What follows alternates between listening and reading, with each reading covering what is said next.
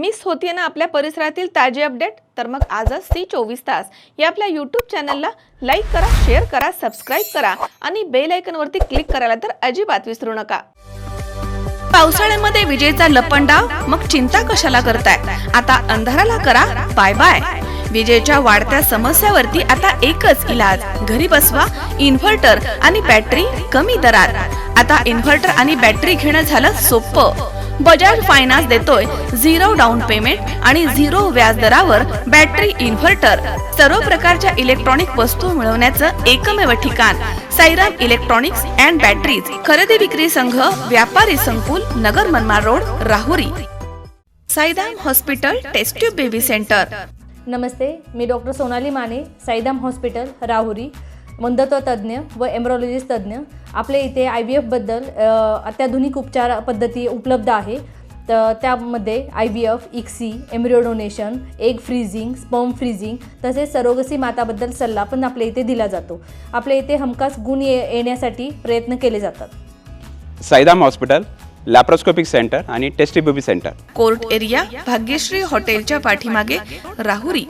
आषाढी एकादशी निमित्तानं 27 जून रोजी संत शेख मोहम्मद महाराज यांचा पालखी सोहळा श्रीगोंद्यामधनं पंढरपूरकडे प्रस्थान झाला होता। विठ्ठलाचं दर्शन घेत संत शेख मोहम्मद महाराज यांच्या पादुका आज असंख्य वारकऱ्यांसमवेत मोठ्या भक्तिभावात पुन्हा महाराजांच्या मंदिरामध्ये पोहोचले आहेत। पांडुरंगाच्या दर्शनाची ओढ लागलेले असंख्य वारकरी यावेळी या पालखी सोहळ्यात सहभागी झाले होते। गेल्या 10 दिवसांच्या या प्रवासादरम्यान मिळालेला अनुभव काही वारकऱ्यांनी यावेळी सांगितलाय। दरम्यान आज रोजी सकाळी पालखी साळवन देवी परिसरामध्ये आली असता त्या ठिकाणी महाप्रसादाचं आयोजन करण्यात आलं होतं।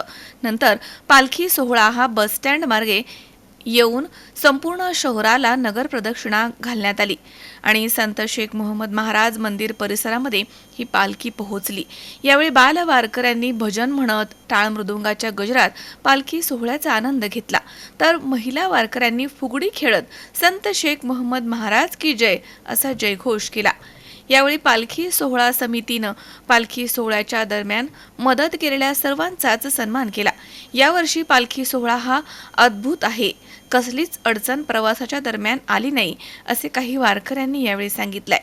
तर हा पालखी सोहळा वर्षानुवर्ष चालत राहावा आणि अनेक भाविक भक्तांनी या सोहळ्यामध्ये सहभागी व्हावं असे मयूर मोटे पाटील यांनी म्हटलंय।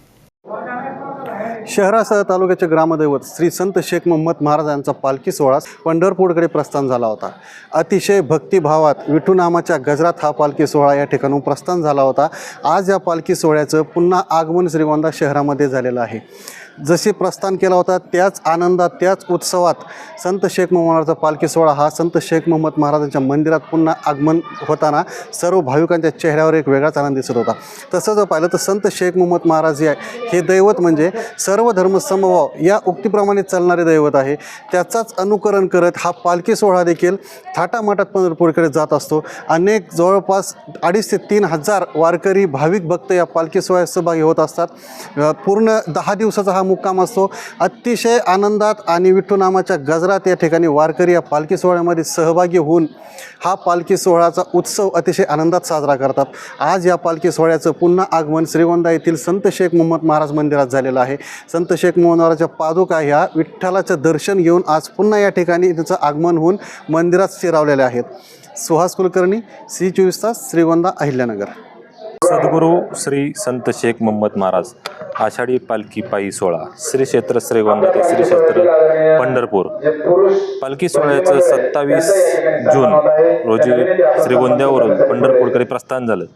अतिशय आनंदमयी सोहळा हा पार पडला।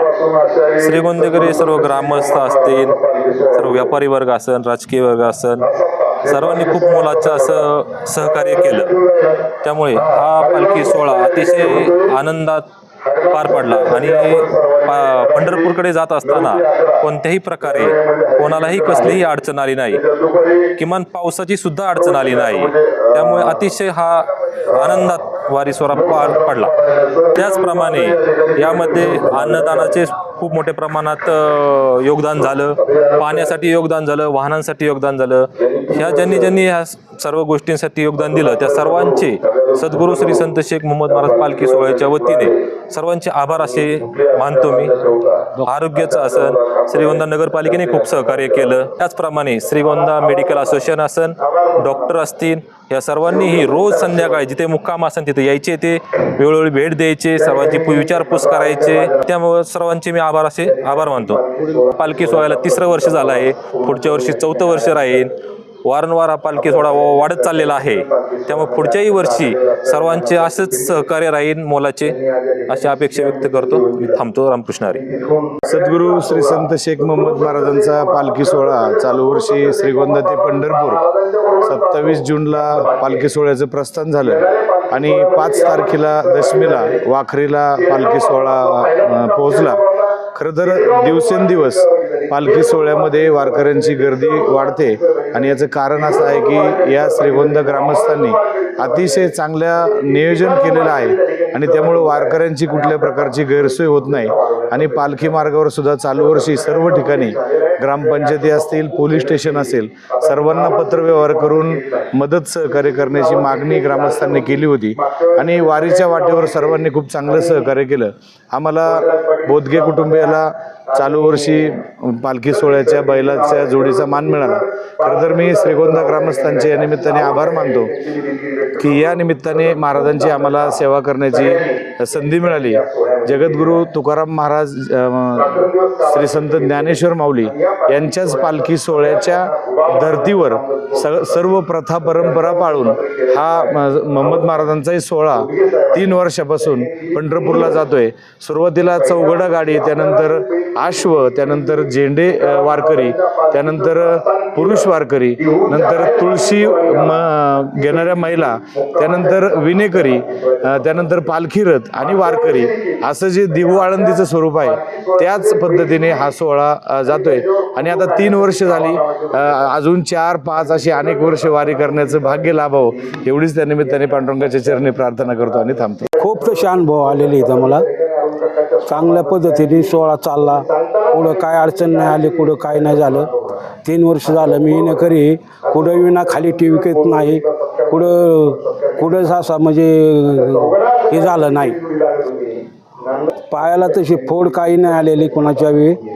हो, म्हणजे असा आनंदात सोहळा झाला, एकदम आनंदात. खूप आनंद मिळाला त्याच्यात. ह्या वर्षी 3000 होते, पुढल्या वर्षी नक्कीच 5000च्या मोहर जाईल. सुहास कुलकर्णी, C24 तास, श्रीगोंदा. ताज्या घडामोडी पाहण्यासाठी C24 तास या यूट्यूब चॅनलला लाईक करा, शेअर करा, सबस्क्राईब करा आणि बेल आयकॉनवरती क्लिक करायला विसरू नका.